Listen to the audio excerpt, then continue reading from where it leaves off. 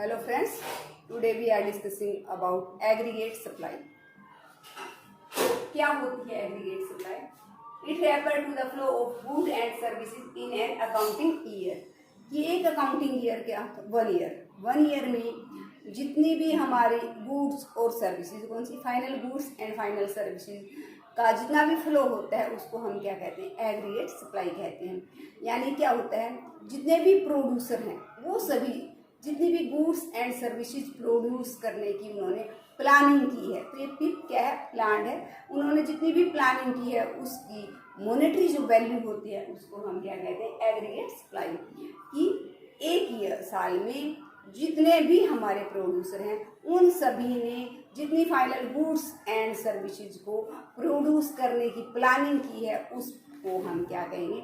Aggregate supply कहते हैं. तो monetary value of all good and services provide in an accounting year. तो अब ये भी हमारा क्या है? एक अकाउंटिंग ईयर में है, तो इसलिए aggregate supply is also a flow. ये भी हमारा स्टॉक नहीं क्या है? फ्लो है. अब इसमें हमारा क्या होता है? जब गुड एंड सर्विसेज प्रोड्यूस की जाती हैं तो क्या होता है? हमारा इनकम जनरेट होती है. इनकम किसको जनरेट होगी? चार जो फैक्टर हैं हमारे, land, labour, capital and draft and routes, उनको क्या मिल रहा है? हमारा उनको मजदूरी, ब्याज, लाभ, लगान, इनके रूप में क्या मिल रही है? आमदनी, आय प्राप्त हो रही है इन सबको. तो उसको हम क्या कहेंगे? उसका ही दूसरा नाम क्या हो गया? Aggregate supply. यानी एग्रीगेट सप्लाई को हम क्या कह सकते हैं? इनकम. क्योंकि जो हमारे 4 सेक्टर को जो हमें आय मिली उसको हम क्या कह सकते हैं? वही हमारी क्या होती है? नेशनल इनकम होती है. तो इस प्रकार से जो एग्रीगेट सप्लाई है, जो फ्लो है हमारा गुड एंड सर्विसेज का, तो जब वो प्रोड्यूस हुई उनकी मॉनेटरी वैल्यू किस में गई? भूमि, पूंजी, श्रम और उद्यम, इन 4 फैक्टर्स में वो मॉनेटरी वैल्यू हुई. तो इनकम क्या हुई? जनरेट हुई. तो इस प्रकार ये जो इनकम जनरेट हुई इसको हम क्या बोलते हैं? National income. तो aggregate supply is equal to Y. Y का मतलब नेशनल इनकम. तो एग्रीगेट सप्लाई को हम क्या कह सकते हैं? इनकम कह सकते हैं. तो एग्रीगेट सप्लाई हमारी किसके बराबर होती है? C plus S. सी का मतलब कंजम्पशन, एस का मतलब सेव. कि जो इनकम होती है या तो हम उसको कंज्यूम कर सकते हैं या उसको हम क्या कर सकते हैं? सेव कर सकते हैं. तो ये दो है हमारा. अब इसको हम करके देखिए. हम वही एग्जांपल लेंगे जो हमने क्या किया था? एग्रीगेट डिमांड में लिया था. तो ये हमारी वाई, ये आइडेंटिकल है, इक्वल टू हम क्या कर सकते हैं? वाई कर सकते हैं. तो ये हमारा कंजम्पशन है, ये हमारी शेविंग है. अब क्या है हमारा? इनकम 0 है, 10 है, 20 है, 30 है, 40 है, 50. तो हमारा कंजम्पशन क्या है? 10 है, 15 है, 20 है, 25 है, 30 है और 35 है. अब शेविंग क्या है? देखो क्या होता है हमारा यहाँ पर, तो ये C प्लस एस है. तो Y माइनस C is equal to S. कि Y में से हम कंजम्पशन को घटा देंगे तो हमारे पास क्या आ जाएगी? सेविंग आ जाएगी. तो ये हमारा 0 माइनस 10 किया तो सेविंग क्या होगी? -10 आ गई. फिर हमने 10 माइनस 15 किया तो सेविंग कितना आ गई? -5 करोड़. यहाँ पर सेविंग क्या होगी? 0 होगी. यहाँ पर 30 माइनस 25 5 करोड़ सेविंग है. यहाँ पर हमारी सेविंग क्या होगी? 10 करोड़ होगी. और यहाँ पर हमारी कितनी होगी? 15 करोड़ होगी. तो ये सेविंग है, ये कंजम्पशन. अब हमारा क्या था? हमने कहा कि जो एग्रीगेट सप्लाई है वो C प्लस एस है. तो C और S को जोड़ लो तो 10 प्लस में माइनस का 10, तो ये आपस में क्या होगी? कैंसिल होगी. यहाँ पर एग्रीगेट सप्लाई क्या आ गई? 0. और फिर हम इसको और जो हमारी इसको इन दोनों को ऐड करते हैं. 15 प्लस में -5, तो ये कितना हो गया? -5 माइनस ए है और ये 10, तो प्लस का 10 करोड़ बच गया. अब 20 माइनस 20 प्लस 0, तो ये कितना हो गया? 0 हो गया. अब 25 प्लस 5 ये 30 हो गया. और 30 प्लस 10 ये 40 हो गया.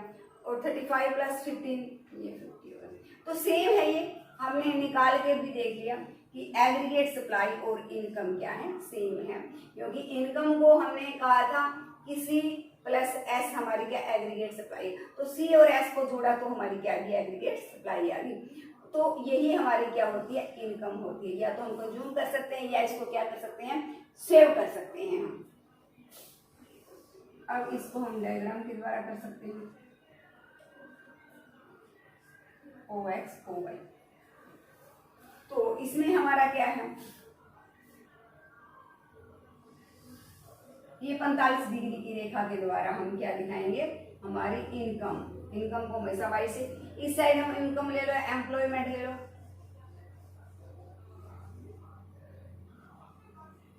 आइडेंटिकल है, चाहे इनकम लिखो या एम्प्लॉयमेंट लिखो। तो ये कहाँ कितना एंगल बनाएगी, 45 डिग्री का। तो ये हमेशा क्या एक सेम प्रोपोर्शन में बढ़ रही है, तो इस साइड का और इस साइड का जो प्रोपोर्शन रहेगा वो पूरे कहीं से भी माप लो, दोनों साइड क्या रहेगा, हमारा सेम आएगा।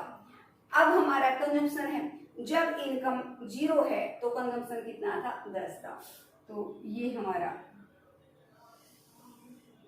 कंजम्पशन लाइन है। तो कंजम्पशन 10 है, इसका मतलब इनकम के 0 होने पर भी एक न्यूनतम जो कंजम्पशन हम करें वो अवश्य ही करेंगे। तो ये न्यूनतम उपभोग है हमारा, जो प्रत्येक व्यक्ति को जीवित रहने के लिए करना ही करना पड़ेगा। तो न्यूनतम आवश्यकताएं हैं जो उसको सेटिस्फाई करनी ही करनी पड़ेगी। तो यहाँ पर हमारा क्या है, दोनों ब्रेक इवन पॉइंट है। हमारा क्या है कि जो हमारा कंजम्पशन है और जो हमारी इनकम है वो सेम है। तो यहाँ पर सेविंग कितनी है, 0 है। अब यहाँ पर जैसे जैसे हमारी इनकम बढ़ रही है तो क्या हो रहा है, कंजम्पशन भी बढ़ रहा है, कम नहीं हो रहा। तो ये हमें क्या दिखाता है कि इनकम के 0 लेवल होने पर भी कंजम्पशन पॉजिटिव है। दूसरा ये रिलेशन दिखा रहा है कि जैसे जैसे इनकम बढ़ रही है कंजम्पशन भी बढ़ रहा है, परंतु एक निश्चित लेवल के बाद, निश्चित लेवल क्या है, इसके बाद इनकम जिस दर से बढ़ रही है कंजम्पशन उस दर से नहीं बढ़ रहा। तो यहाँ पर हम क्या करने शुरू कर देते हैं, शेयरिंग करना स्टार्ट कर देते हैं। स्टार्टिंग में हमारा कंजम्पशन ज्यादा है, इसका मतलब हम क्या कर रहे हैं, या तो हम अपनी पिछली सेविंग को यूज कर रहे हैं या हम क्या कर रहे हैं, किसी से बोरोइंग ले रहे हैं। तो इस प्रकार से ये हमारा है। अब हम यहाँ क्या कर रहे हैं कि कंजम्पशन है, अब हम सेविंग को ले रहे हैं। ये जितना ऊपर है नीचे से हमने क्या ले लिया उतना ही, यहाँ से हमने सेविंग ले ली, क्योंकि यहाँ पर सेविंग ये +10 था तो ये नीचे से कितना होगा, -10 होगा। तो यहाँ से हमने लिया ये सेविंग है, तो ये हमारा क्या हो गया, सेविंग हो गया। तो ये जितना ऐसे चलता रहे गैप बढ़ता जाएगा तो ये हमारी सेविंग यहाँ पर प्लस में है, यहाँ पर सेविंग क्या है, माइनस में है। इस साइड हमने क्या ली है, एग्रीगेट सप्लाई। ये हमारा क्या था, एग्रीगेट सप्लाई था। तो इसमें हमारा कंजप्शन है और सेविंग है, इन दोनों को ऐड करें तो हमारा क्या हो गया, एग्रीगेट सप्लाई हो गया। एग्रीगेट सप्लाई का दूसरा नाम हमारा क्या हो गया, इनकम है, जो 0 से स्टार्ट हो रही है और इस तरह से जा रही है। तो इस प्रकार से इस चैप्टर में हमने क्या पढ़ा, इस चैप्टर में हमने देखा कि एग्रीगेट सप्लाई क्या है। एक अकाउंटिंग ईयर में जितने भी प्रोड्यूसर हैं वो जितनी क्वांटिटी को प्रोड्यूस करने की प्लानिंग करते हैं उसकी मॉनेटरी वैल्यू को हम क्या कहते हैं, एग्रीगेट सप्लाई कहते हैं। तो ये हमारा क्या है, अकाउंटिंग ईयर में मापते हैं, किसी पर्टिकुलर पॉइंट ऑफ व्यू पर नहीं मापते। तो ये स्टॉक नहीं क्या है, ये धारणा भी हमारी पूर्वाधारणा है। अब इसमें हमारा क्या आता है कि जब हम प्रोड्यूस किया है, हमने वस्तुओं को प्रोड्यूस किया है तो क्या हो रहा है, इनकम जनरेट हो रही है। मतलब जो 4 फैक्टर थे उनको क्या मिली, इनकम मिली।